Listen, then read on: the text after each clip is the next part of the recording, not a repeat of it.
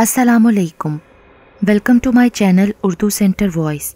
तमाम video updates के लिए उर्दू सेंटर वॉइस को सब्सक्राइब करके बेल नोटिफिकेशन को ऑन कर दें। तो आइए सुनते हैं आज की वीडियो में एक बेचैन और बेकरार रूह का इंतकाम। ये एक पुरानी किताब थी। किताब क्या, डायरी नुमा चंद सफ़ात थे। जिल्द फट चुकी थी और सफ़े बग़ैर किसी तरतीब के थे। कागज़ इतना पुराना हो चुका था कि रंगत पीली पड़ चुकी थी और हाथ लगाने से रेज़ा रेज़ा हो रहा था। सबसे अहम बात ये थी कि ये कागज़ छपे हुए नहीं बल्कि कलमी थे, और अच्छी बात ये थी कि हर कागज़ के ऊपर सफ़ा नंबर लगा हुआ था। उसकी वजह से उनको तरतीब देना मुश्किल नहीं था। मुझे एक ही नज़र में चंद कागज़ पलटने के बाद अंदाज़ा हो गया कि कुछ सफ़े गायब हैं। उन पर सरसरी नज़र डालते ही मुझे अंदाज़ा हो गया कि ये कोई बहुत अहम चीज़ है, क्योंकि कई जगह मुझे 1810 लिखा हुआ नज़र आया था। यकीनन ये तहरीर जिसकी भी थी, उसके ख़ानदान ने उसे गैर अहम समझकर पुरानी चीज़ों से जान छुड़ाने के लिए रद्दी में फ़रोख्त कर दिया था। मैंने सब कागज़ात को समेट कर एहतियात से एक लिफाफे में डाला और फिर रद्दी वाले से उसकी कीमत पूछी। रद्दी वाले ने चौंक कर मेरी तरफ देखा और फिर खुशदिली से बोला, आप हमारे पुराने और मुस्तकिल गाहक हैं, इसलिए मेरी तरफ से यह आप तोहफ़ा ही समझ लें। मैंने उसका शुक्रिया अदा करते हुए चंद एक पुरानी किताबें ख़रीदी और घर वापस चल पड़ा। घर आने के बाद भी मेरा जहन उन्हीं पुराने कागज़ों में अटका रहा। मैं रात का इंतज़ार कर रहा था जब मैं पूरे इत्मीनान से उनका मुआयना और मुताला कर सकूं। रात को जब मुझे फ़ुर्सत मुयस्सर आई तो मैंने उन कागज़ात को लिफाफे से निकाला और उन पर लिखे नंबरों के मुताबिक तरतीब देने लगा। मेरा अंदाज़ा दुरुस्त था, कई कागज़ गायब थे। मैंने उनको पढ़ना शुरू कर दिया। ये कदीम उर्दू ज़ुबान में लिखे हुए थे। ज़ुबान मुश्किल थी मगर मैं उनको समझ रहा था। जूं जूं मैं उनको पढ़ता चला गया, मुझे अपने रोंगटे खड़े होते महसूस होने लगे। एक ऐसी कहानी मेरे सामने मौजूद थी जिसको अक्ल तस्लीम नहीं कर रही थी। अगरचे ये कई जगह से बेरब्त थी मगर उसका पूरा मफ़हूम मैं समझ चुका था। अब यही कहानी सलीस और रवां ज़बान में उसी की ज़ुबानी आपके सामने बयान कर रहा हूँ जिसने उसे लिखा है। शायद आपको भी मेरी तरह उस पर यकीन ना आए, मगर मेरा ख़याल है कि इस दुनिया में आज भी ऐसे लोग मौजूद हैं जो ऐसे वाक़यात को मानते हैं और उन पर यकीन रखते हैं। इस कहानी में 1810 के हिंदुस्तान का जिक्र है। मेरी उम्र 50 बरस है, जिस्म और दिमाग दोनों सेहतमंद हैं। मेरा कभी भी रूहानियत या इस किस्म के किसी नफ्सियाती फ़रेब पर कोई यकीन नहीं रहा।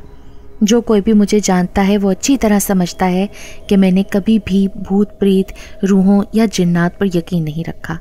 इसके बावजूद मुझे अपनी ज़िंदगी में एक ऐसा अजीब तजर्बा हुआ जो बज़ाहिर मेरे तमाम नज़रियात से मुतसादिम है, और मैं आज तक ख़ुद भी किसी अक़ली मफ़रूज़े पर इसकी वजाहत नहीं कर सका, और ना ही इसकी कोई माकूल वजाहत मौजूद है। इस वाक़े से मुतल्लिक कोई भी शख्स सवाए मेरे इस वक्त इस दुनिया में मौजूद नहीं है। मैं ये वाक़या उन लोगों के लिए बयान कर रहा हूँ जो इस किस्म की बातों और नज़रियात पर यकीन रखते हैं। आज से 25 साल पहले मैं जयपुर शहर से कुछ दूर एक गांव में एक बहुत बड़े ज़मींदार के यहाँ काम कर रहा था। ये एक छोटा सा गांव था। उस वक्त यहाँ एक ठेकेदार सनोबर के ऊंचे लंबे दरख्तों की कटाई का काम कर रहा था। उसने सैकड़ों मज़दूरों को काम पर लगा रखा था जो दिन रात ये लकड़ी काट कर उसे बड़े बड़े तख्तों की शक्ल दे रहे थे। ठेकेदार लकड़ी के ये तख्ते जहाज़रां कंपनियों को जहाज़ों की तामीर के लिए मुहैया किया करता था। उसका ये बहुत वसी कारोबार था। उस ठेकेदार का नाम फलक खान था। कटाई के इस काम की वजह से इस छोटे से गाँव में बहुत रौनक थी। बाद में जब कटाई का काम मुकम्मल हो गया तो ये मज़दूर भी यहाँ से चले गए।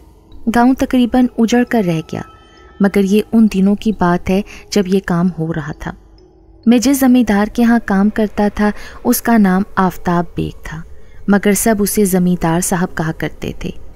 उस ज़मींदार की गांव में 400 एकड़ पर फैली एक शानदार हवेली थी जिसका नाम उसने बड़े चाव से लाल महल रखा था।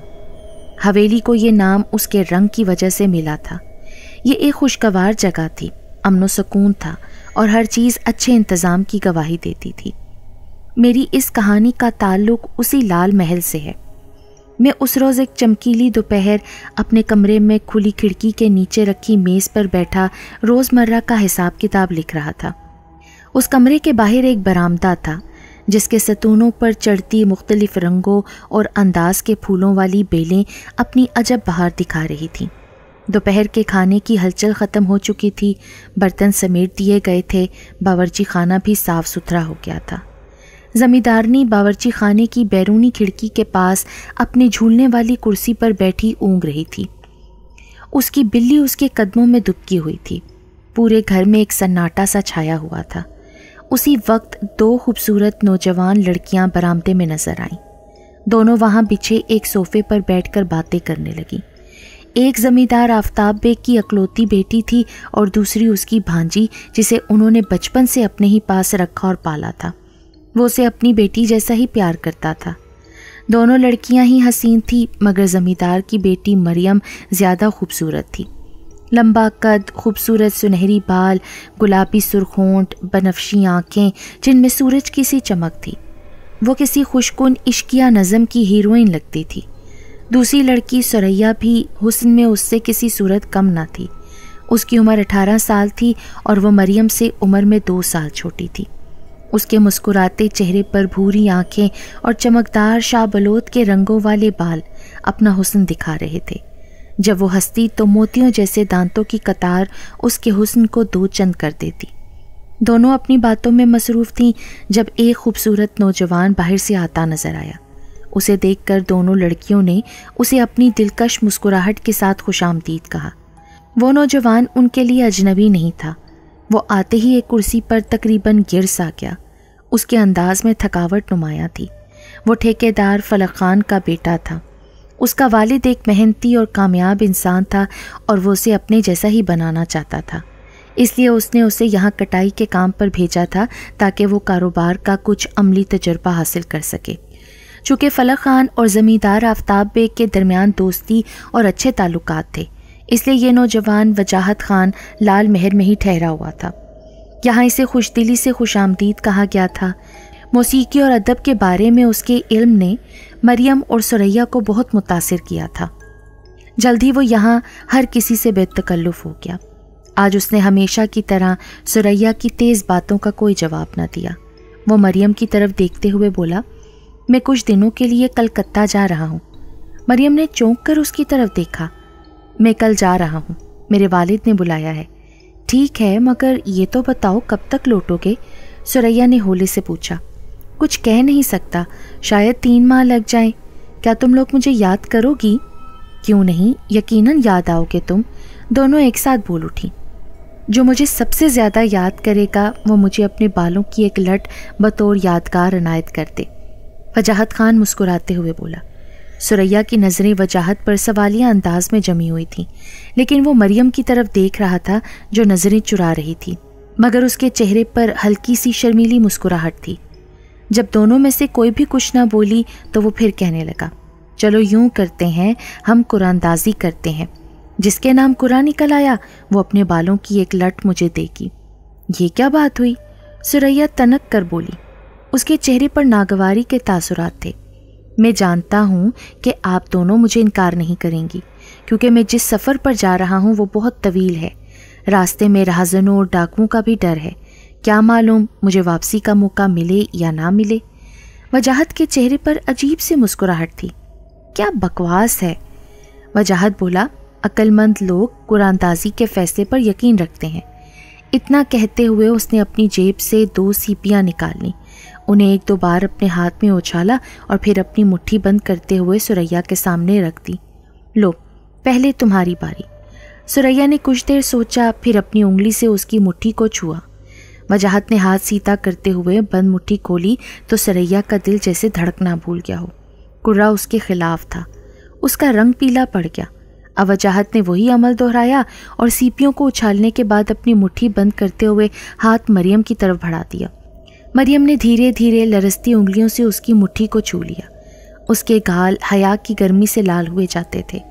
وجاہت نے مٹھی کھولی تو خوشی سے کھل اٹھا۔ قرآن مریم کے نام نکلا تھا۔ اوہ میری خوش قسمتی، وجاہت خوشی سے تقریباً چلا اٹھا۔ مریم کی نظر جھکی ہوئی تھی، گال تمتما رہے تھے، ہونٹ اور پلکیں ہولے ہولے لرز رہی تھیں۔ وجاہت نے اپنی جیب سے ایک چھوٹا چاقو نکالا اور التجائیہ انداز میں پوچھنے لگا، کیا اجازت ہے؟ مریم نے شرماتے ہوئے اپنا سر نیچے جھکا لیا۔ خاموش رضامندی محسوس کرتے ہوئے وجاہت نے اس کے ریشمی بالوں کی ایک لٹ کاٹ لی۔ اسی وقت ایک سایہ میری کھڑکی کے سامنے سے یوں گزرا جیسے کوئی پرندہ اڑا ہو۔ یہ سریا تھی جو کمان سے نکلے تیر کی طرح تیزی سے اٹھی اور برآمدے سے باہر نکل گئی۔ اس وقت تک میں نے وہ سب کچھ جو دیکھا اور سنا تھا، ہر لفظ یادداشت کی تختیوں پر انمٹ نقش کے طور پر لکھ لیا تھا۔ میں نادانستہ طور پر ان کی باتوں کا گواہ بن گیا تھا۔ اس کے بعد میں اٹھا اور کمرے سے باہر نکل آیا۔ پھر وہاں کیا ہوا میں نہیں جانتا، کیونکہ میں لال محل سے نکل کر جھیل کی طرف چلا گیا تھا۔ جب میں حویلی کی طرف لوٹا، رات اتر چکی تھی۔ آسمان پر چمکتا چاند اپنی روشنی ہر سو بکھیر رہا تھا۔ حیرت انگیز بات یہ تھی کہ گھر کے تمام مکین باہر کھڑے نظر آ رہے تھے۔ ان میں ایک دراز کا دبلا پتلا نوجوان بھی تھا جسے میں نے پہلی نظر میں ہی پہچان لیا۔ یہ زمیندار آفتاب بیگ کا بھتیجا خرم بیگ تھا۔ چونکہ زمیندار کی کوئی نرینہ اولاد نہ تھی، اس لیے خرم بیگ کو ہی لال محل کا وارث سمجھا جاتا تھا۔ خرم بیگ اور سریا کی منگنی کا فیصلہ ان کے بچپن میں ہی کر دیا گیا تھا۔ سریا بھی خرم بیگ کو پسند کرتی تھی، مگر جب وہ بڑے ہوئے تو سریا کو خرم بیگ کے طور طریقوں پر اعتراض ہونے لگا، اور پھر وہ اس کی کچھ ناپسندیدہ حرکات کی وجہ سے اس سے دور ہوتی چلی گئی۔ جب زمیندار نے ان دونوں کی باقاعدہ شادی کا فیصلہ کیا تو سریا نے یہ کہہ کر ٹال دیا کہ وہ 21 سال کی ہونے کے بعد ہی اس کے بارے میں سوچ سکتی ہے۔ اس بات پر جھگڑا ہوا اور خرم بیگ گھر چھوڑ کر چلا گیا۔ اسے دریا بہت پسند تھا۔ وہ ایک بہادر اور ہنرمند کشتی راں تھا۔ اس وجہ سے اسے ملاح کے طور پر ایک بحری جہاز پر جگہ حاصل کرنے میں کوئی دقت نہ ہوئی۔ اب اس وقت میں اسے یہاں دیکھ کر حیران ہوا۔ اتنی جلدی اس کے گھر واپس آنے کی توقع نہیں تھی، لیکن اس سے بھی زیادہ حیران اس وقت ہوا جب وہ مجھے دیکھتے ہی میری طرف لپکا۔ سریا کہاں ہے؟ اس نے قریب آتے ہی مجھ سے پوچھا۔ سریا؟ کیا وہ گھر پر نہیں ہے؟ نہیں، مریم کا خیال تھا کہ وہ شاید تمہارے ساتھ گاؤں کی طرف گئی ہے۔ وہ تو میرے ساتھ نہیں گئی، میں نے اسے نہیں دیکھا۔ اوہ میرے خدایا، میں چلا اٹھا۔ وہ کہاں جا سکتی ہے؟ شاید وہ تمہیں تنگ کرنے کے لیے کہیں چھپ گئی ہو۔ نہیں، میرے یہاں پہنچنے سے پہلے ہی سب گھر والے اسے تلاش کر رہے تھے۔ اتنی دیر میں زمیندار آفتاب بیگ بھی وہیں آ گیا۔ اس نے بتایا کہ رات کے کھانے کے تھوڑی دیر بعد ایک ملازم نے سریا کو جنگل کی طرف جاتے ہوئے دیکھا تھا۔ مریم بولی، ہو سکتا ہے وہ جنگل سے پھول چننے گئی ہو، لیکن اب تو اسے گئے کافی دیر ہو گئی ہے نا، وہ اب تک لوٹی کیوں نہیں؟ زمیندارنی کے چہرے پر تشویش کے سائے تھے۔ گھبرانے کی ضرورت نہیں، زمیندار نے کہا۔ گزشتہ 40 سال سے اس جنگل میں کوئی ریچھ یا بھیڑیا، یہاں تک کہ کوئی سانپ بھی نہیں دیکھا گیا۔ مگر وہاں دلدل تو ہے نا، اس کی بیوی بولی۔ وہاں لمبی لمبی گھاس بھی ہے، اور جب بھی وہ وہاں جاتی ہے تو مجھے خدشہ رہتا ہے کہ کہیں وہ اس میں گر نہ جائے، ڈوب نہ جائے۔ زمیندار فوراً بولا، اللہ نہ کرے، اگر کوئی خود جان بوجھ کر وہاں اس دلدل کے اندر تک نہ جائے وہ ڈوب نہیں سکتا۔ پھر اچانک اس کی نظر ایک طرف اٹھی تو وہ چونک کر بولا، ارے یہ خرم بیگ کہاں جا رہا ہے؟ خرم بیگ نے اس کی آواز سن لی اور مڑے بغیر تیز آواز میں جواب دیا، میں سریا کو تلاش کرنے جا رہا ہوں۔ یہ کہتے ہوئے خرم بیگ تیز تیز قدم اٹھاتا جنگل کی طرف چل پڑا۔ اچھا ہے کہ وہ اسے تلاش کرنے چلا گیا، ہو سکتا ہے کہ اس کے پاؤں میں کوئی چوٹ لگی ہو اور وہ چلنے کے قابل نہ ہو۔ بہتر ہے کہ میں اور وجاہت خان بھی خرم بیگ کے پیچھے اس کی مدد کو جائیں۔ وجاہت نے فوراً ہی سر ہلا کر میرے مشورے کی تائید کی۔ خرم بیگ اس کو پسند نہیں کرے گا، وہ خود ہی سریا کو آسانی سے گھر واپس لا سکتا ہے، زمیندار نے کہا۔ نہیں، انہیں جانے دیں، مریم تیزی سے بولی۔ دیکھیں ماں بھی کتنی پریشان ہے اور میں بھی۔ ٹھیک ہے، جاؤ، زمیندار آفتاب بیگ چڑچڑے لہجے میں بولا۔ اس سے خود اس کی بے چینی بھی ظاہر ہو رہی تھی۔ چاند 14ویں کا تھا اور آسمان پوری طرح صاف تھا۔ ہر چیز بالکل واضح نظر آ رہی تھی۔ وجاہت اور میں بے خوفی سے آگے بڑھنے لگے۔ سڑک پہلے تو بالکل سیدھی تھی، لیکن دلدلی زمین کے پاس پہنچ کر جنگل کی طرف مڑ گئی۔ اس موڑ سے ایک راستہ دلدل کی طرف جاتا تھا۔ یہ ہے تو دلدلی علاقہ، مگر اکثر جگہ پر بہت خوبصورت ہے۔ सरकंडों के अंदर बेशुमार किस्म के जंगली परिंदों ने अपने घोंसले बना रखे थे। दलदली पानी के अंदर आबी पौधों के शानदार फूल और खूबसूरत पत्ते अपनी बहार दिखा रहे थे, जो अप्रैल से दिसंबर के महीने तक अपने जोबन पर होते हैं। दलदल के किनारों के गिर्द पानी आमतौर पर इतना कम होता है कि शिकारी अपने शिकार के ताक़ुब में वहाँ से गुजर सकते हैं, लेकिन दरमियान में यह अक्सर ख़तरनाक हद तक गहरा होता है और उसे सिर्फ छोटी कश्ती में ही अबूर किया जा सकता है। थोड़ा आगे जाकर एक दोराहा था। वह जहाज़ सीधा जाना चाहता था, मगर ना जाने क्यों मेरे दिल ने मुझे वहाँ से दाएं मुड़ने पर उकसाया। मैंने वजाहत को पुकारा, इस तरफ आओ। वो भी मुड़कर खामोशी से मेरे पीछे हो लिया। तेज़ तेज़ चलते हुए हम दलदल तक पहुँच गए। वहाँ एक दिल दहला देने वाला मंजर हमारी आंखों ने देखा। खुरम बेग दलदल के अंदर घुटनों तक धंसा खड़ा था और अब बाहर निकलने की कोशिश कर रहा था। उसने अपने बाजुओं में सुरैया को किसी बच्चे की मानिंद उठाया हुआ था। सुरैया के बाजू बेजान अंदाज में नीचे लटक रहे थे और उसके लंबे बालों से पानी टपक रहा था। उसका चेहरा चांदनी की तेज़ रोशनी में खौफनाक हद तक चमक रहा था। साफ नज़र आ रहा था कि वो मर चुकी थी। जैसे ही हम उसकी तरफ बढ़े, खुरम बेग भी दलदल से निकलने में कामयाब हो गया और सुरैया के बेजान जिस्म को घास पर लिटा दिया। उसकी आंखें इस तरह खुली हुई थीं जैसे चौंका देने वाली हैरत में हो। खुरम बेग ने मेरी तरफ देखते हुए बड़े इल्तिजाइया अंदाज में कहा, देखो, क्या इसमें ज़िंदगी की कोई रमक बाकी है? मैं झुककर उसका मुआयना करने लगा। मेरे अंदाजे के मुताबिक उसे मरे हुए कई घंटे गुजर चुके थे। ये बात सुनते ही खुरम बेग गुस्से से भरा हुआ उठा और नफरत आमेज़ अंदाज में वजाहत खान की तरफ देखते हुए कहने लगा, यकीनन ये तुम्हारा काम है। मेरा? क्या तुम पागल हो गए हो खुरम? वजाहत खान ने हैरत से कहा, मैं पागल नहीं हूँ। सुरैया वो लड़की है जिसे मैंने अपनी ज़िंदगी से ज़्यादा प्यार किया था। वो मेरी आंखों के सामने मरी पड़ी है और तुम इसके कातिल हो। क्या मतलब है तुम्हारा? खुरम बेग, तुम शायद नहीं जानते कि तुम क्या कह रहे हो। मैं अच्छी तरह जानता हूँ कि मैं क्या कह रहा हूँ। फिर वो वजाहत की तरफ इशारा करते हुए कहने लगा, मैं यहाँ नहीं, लेकिन मुझे सब खबर है कि इस शख्स ने सुरैया को बेवकूफ़ बनाया।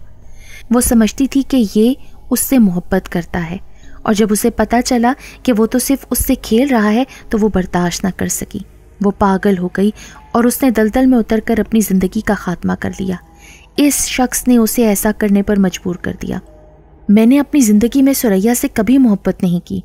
मैं तो मरियम से उस वक्त से प्यार करता था जब मैंने उसे पहली बार देखा था। मैं कहता हूँ कि तुम सुरैया के साथ सिर्फ खेल रहे थे, लेकिन उसने समझा कि तुम दिल से उसके साथ मोहब्बत करते हो। तुम ऐसा किस बुनियाद पर कह सकते हो? मैंने हैरत से पूछा। खुरम बेग ने गहरी नज़र से एक बार वजाहत की तरफ देखा और फिर मेरी तरफ देखते हुए कहने लगा, 3 दिन पहले एक रात मैंने ख्वाब में सुरैया को पानी के एक बड़े तालाब में गिरते हुए देखा। एक आदमी तालाब के किनारे पर खड़ा था। मैंने देखा कि वो पानी के अंदर डूबती जा रही है और ख़ुद को बचा नहीं पा रही।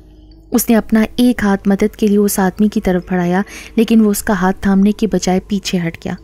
वो मदद के लिए पुकारती रही। उसके बाद मेरी आंख खुल गई। मुझे ख्वाबों पर कभी यकीन नहीं रहा, लेकिन ये ख्वाब इतना सच्चा लग रहा था कि उसने मेरे दिल और दिमाग पर अजीब असर किया। यही ख्वाब मैंने अगली रात दोबारा देखा। इस बार मैंने देखा कि सुरैया खुद पानी के अंदर कूद रही है। इस दफ़ा भी कोई शख्स किनारे पर खड़ा उसकी तरफ देख रहा है, मगर उसकी मदद नहीं कर रहा।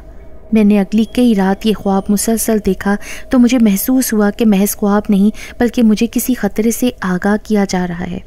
मैं इस ख़तरे का मतलब नहीं जान पाया, मगर जितनी जल्द मुमकिन हुआ मैं वापसी के लिए चल पड़ा। दिन रात सफ़र करके घर पहुंचा और घर पहुंचते ही सबसे पहले जिस शख्स पर मेरी नज़र पड़ी वो यही शख्स था जिसे मैं अपने ख्वाबों में तालाब के किनारे खड़े देखता था, हालांकि पहले मैं कभी इससे नहीं मिला था। वहाँ मुझे इल्म हुआ कि इसकी शादी मरियम से होने वाली है।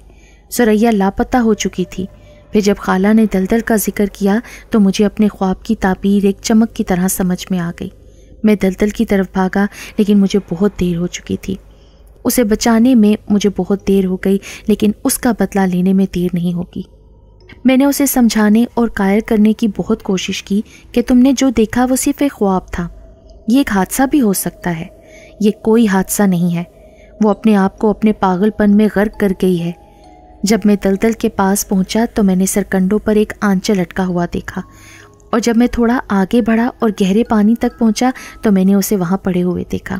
میں نے اسے تیزی سے باہر نکالا لیکن یہ مر چکی تھی۔ اب وجاہت خان کو اس کی موت کا جواب دینا پڑے گا۔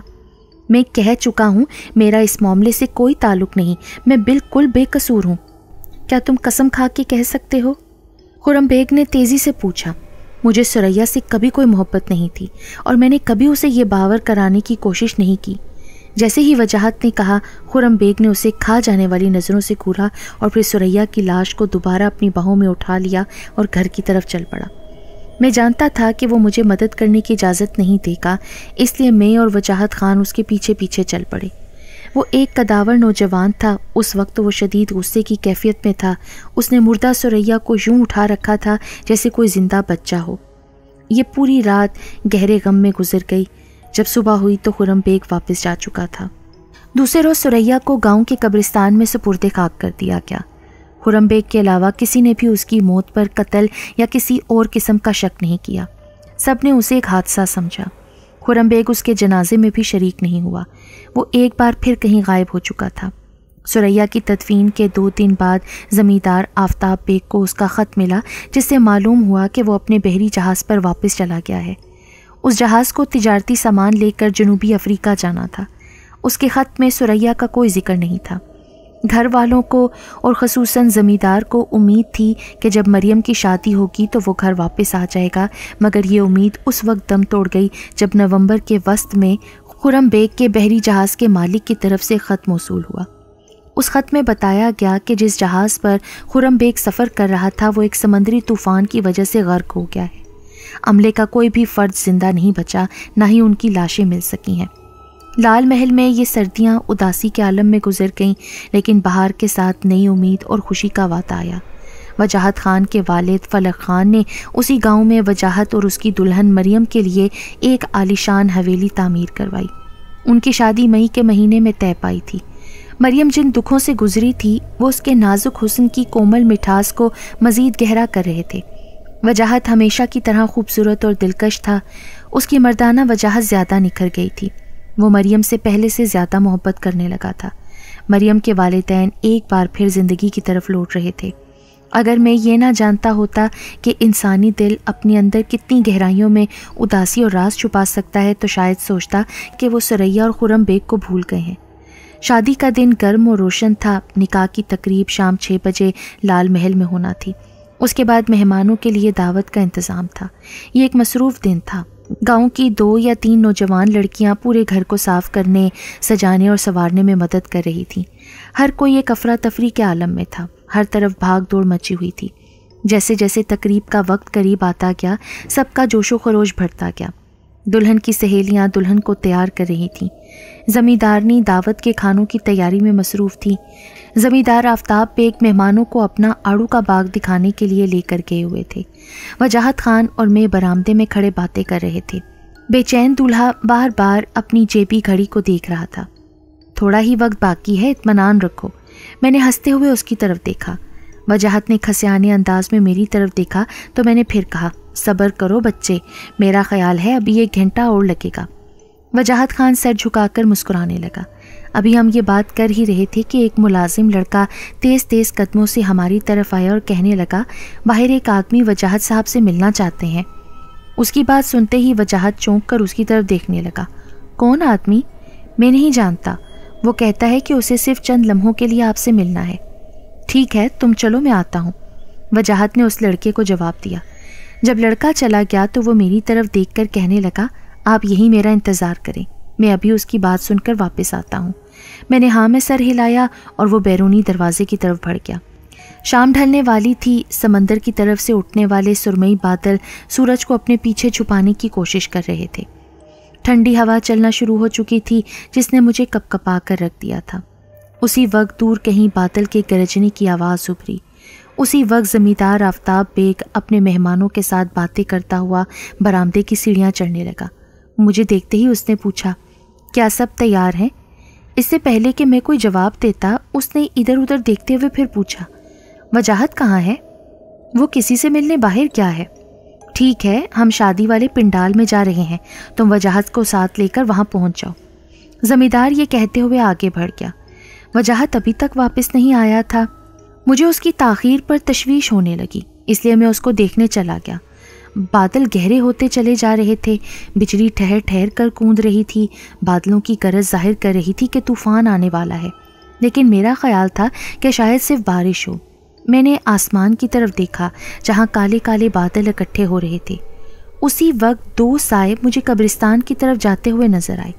دھندلی روشنی کے باوجود میں دیکھ سکتا تھا کہ آگے چلنے والا ایک لمبا تڑنگا آدمی تھا۔ وہ لمبے لمبے ڈگ بھرتا ہوا جا رہا تھا۔ اس نے ملاحوں جیسا لباس پہن رکھا تھا۔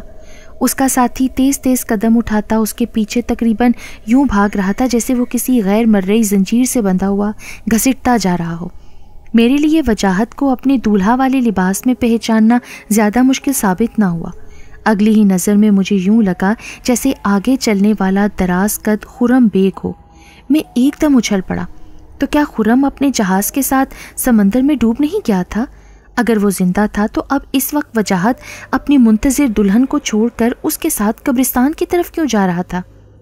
یہ ساری کارروائی پراسرار اور تشویشناک تھی، جو یقیناً وجاہت کے لیے خطرناک بھی ہو سکتی تھی۔ یہ سوچتے ہی میں پریشان ہو کر جس قدر تیزی سے ممکن ہو سکا ان دونوں کے پیچھے بھاگا، مگر اپنی ہر ممکن کوشش کے باوجود میں ان تک بروقت پہنچ نہ پایا۔ وہ قبرستان میں داخل ہو گئے۔